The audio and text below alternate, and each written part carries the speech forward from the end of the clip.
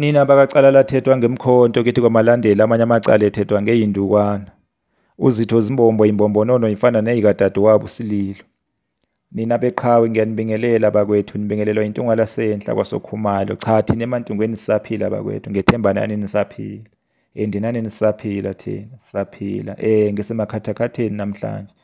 Ngiphumile kancane-ke ekulandiseni ngomlando.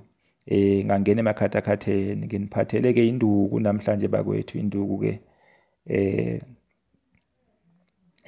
yokuphalaza.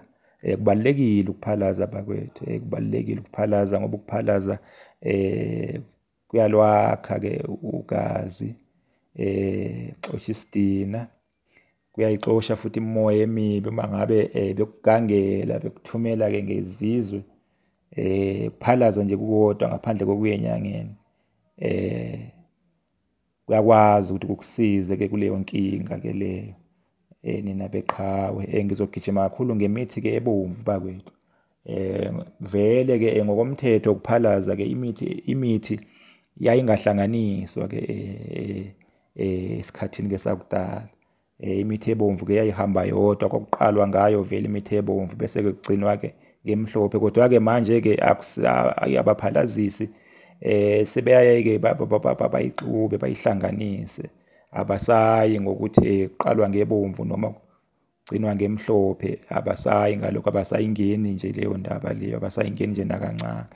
Ngizogijima kakhulu ngebomvu bakwethu, ngiphethe-ke intolwane. Bhala wena weSilo, intolwane, umaphipha, uvuma kubangoma obomvu, ngoba phela babili ovuma, khona omhlophe nobomvu. Bese kuba-ke ingwavuma, ibomvu ingwavuma. Bese kuba-ke umanaye, bese kuba-ke usolo, olubuya lwaziwe-ke ngokuthi umgandankawu, ubalulekile umgandankawu, kanye nomanaye. Umanaye uxosha-ke isidina kumuntu uma ngabe-ke insizwa-ke ingasathandeki, sizondwa nje, abantu bengasayithandi kahle, uma beyibuka kube sengathi babuka-ke babona-ke indle.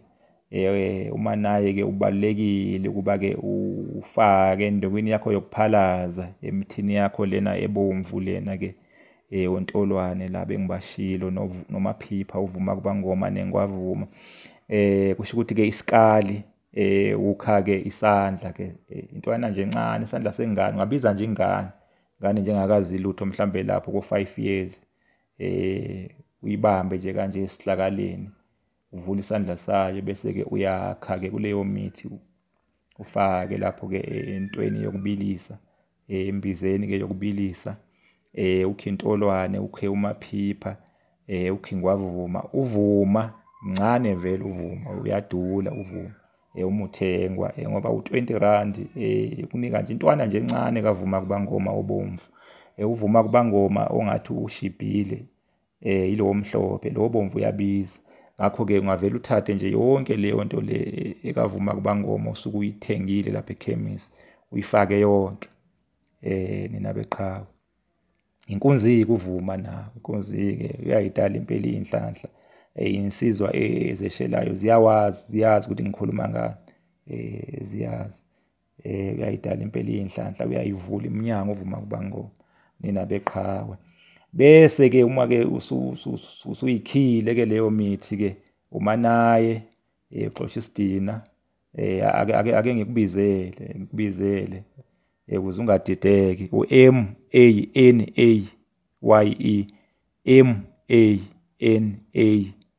Mannaye, u-M kaMelusi, u-A ka-Abraham, u-N kaNovemba, u-A ka-Abraham, u-Y kaYokhu ijokwe, u-E ka-Ernest, umanaye-ke lo. Bese-ke kuba-ke intolwane, siyayazi sonke intolwane. Umaphipha siyawazi sonke umaphipha.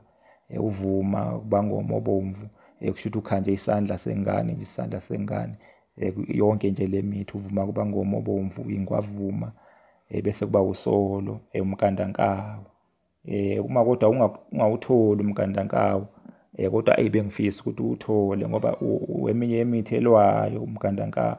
Uma ungawutholi umgandankawu, ungazama-ke uphinde emuva, noma isiqunga, noma ke umfazi othethayo, noma ke usehlula amanye.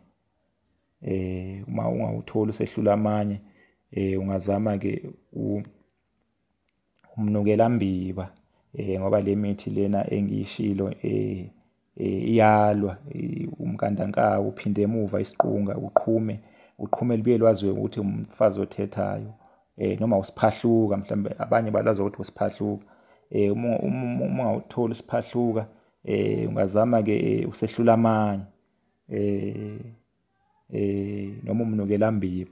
Iwu-6 le mithi engiyishilo lelwayo. Ake siyeke labo ntolwane noma phiphe engibashilo, sikhulume ngale mithi elwayo. Kule elwayo ke ungafaka mhlawumbe emibili yayo, yabona. Umkandankawu uyalwa, uphinde emuva uyalwa, isiqunga siyalwa, uqhume olubuye lwaziwe ukuthi umfazi othethayo, noma usiphahluka, luyalwa nalo. Usehlula amanye uyalwa, usehlula amanye. Umithi nje olwayo, ulwa nje nazo zonke nje iy'nkinga. Uma ngabe bekugangela, ufika lapho ke emoyeni wakho ke ukulwele, uyabona. Xosha impela amaphupho amabi, ungathandeki, ukwethuka nje into engekho, ukuthukizanya, uyakuxosha konke lokho, ninabeqhawe. Iwu-6 le mithi engiyishilo. Ungathola nje emibili yayo, bese-ke uyixuba-ke naleya, uyifaka kuleya ontolwane, omaphipha, uvuma kubangoma, kanye-ke nengwavuma. Isikali nje kuba isandla-ke sengane. Bese-ke uthenga-ke ibhakede, nina beqhawe, elimhlophe qwaba, elingakaze lisebenze. Bese-ke uma-ke usuyibilisile-ke, emveni kokuyibilisa uyithela lapho, uyiphehlela lapho ebhakedeni, ize-ke ikhiqize igwebe elikhulu. Bese-ke uyayiphalaza. Ukuphalaza, isikhathi sokuphalaza bakwethu u-4 o'clock ekuseni. Besalela abantu, besalele. Isikhathi-ke sokuphalaza esihle-ke leso. Uma ngabe-ke umuntu-ke ephalaza, bathi buka-ke, kufuneka-ke abuke-ke empumalanga, aguqe-ke abheke-ke empumalanga la kuphuma khona ilanga. Nina beqhawe, nina besilo, ngicabanga ukuthi-ke ngizoma lana bakwethu, ngizoma. Le nduku lena bakwethu, ngiyanitshela bakwethu, uma ngabe uyisebenzise njengoba ngichazile, ngeke kuphele u7 days ungayiphuphanga imvu emhlophe qwaba. Ngoba phela imvu ayiphushwa inombani, ayiphushwa inombani imvu. Imvu emhlophe qwaba uyiphupha kuphela uma ngabe khona into enhle ezokwenzeka. Ngeke kuphele u7 days ungazange uyiphuphe-ke imvu emhlophe qwaba. Noma izinyane lemvu liphethe, ngoba phela uma uphupha-ke uphethe izinyane lemvu, uzuphaphama impela, kungekho ofike wakuphuca lona. Hayi, ngiyakutshela, kusuke kuyinhlanhla enkulu-ke le. Ngeke impela-ke uphele u7 days ungazange uphuphe imvu, uma uyisebenzise kahle le nduku engikunike yona, wena wesilo, wena weqhawe. Uthi oyoyiphehla ngalo, ngiye ngithande-ke mthube uthi lophahla, luyadayiswa eFaraday, lukhona. Ziningi impela, cishe lu-R20 uma ngaphosisa. Lishibhile, alubizi kangaka, luyadayiswa. Ngicabanga ukuthi nako-Durban Station lukhona, kulaba seThekwini, lukhona ko-Durban Station. Kanti nawo wonke nje lamakhathakhatha engiwashilo akhona nje yonke indawo, nina beqhawe. Ake ngimeke lapho, ngizobuye ngichaze-ke ngokuzayo ngenye-ke induku. Lena-ke ngiyishilo-ke lena yokwakha-ke ugazi, yokuthandeka, yokuxosha-ke isidina, imoya nje emibi edala amabhadi. Ngokuzayo-ke ngizobuye ngichaze-ke mhlambe yokweshela kanjena, ngizochaza-ke ngeyokweshela la uyofaka khona imithi efana nobhubhubhu kanjena, ovuma kubangoma futhi, onhlanhla emhlophe, ovela abahleke nemi, yokweshela-ke leyo. Ngiyabonga bakwethu. Ake ngimeke lapha, ake ngikhawule bakwethu, ake ngikhawule, nina beqhawe.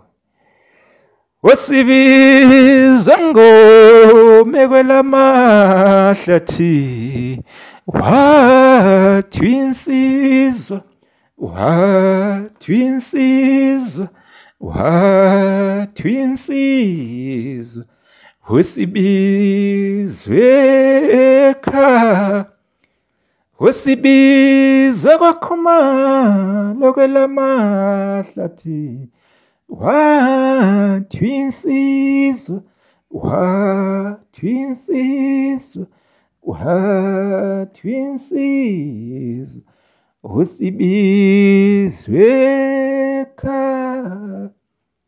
Nina benkomo yakhala emthonjaneni izizwe zonke zayizwa ukulila, nina beqhawe.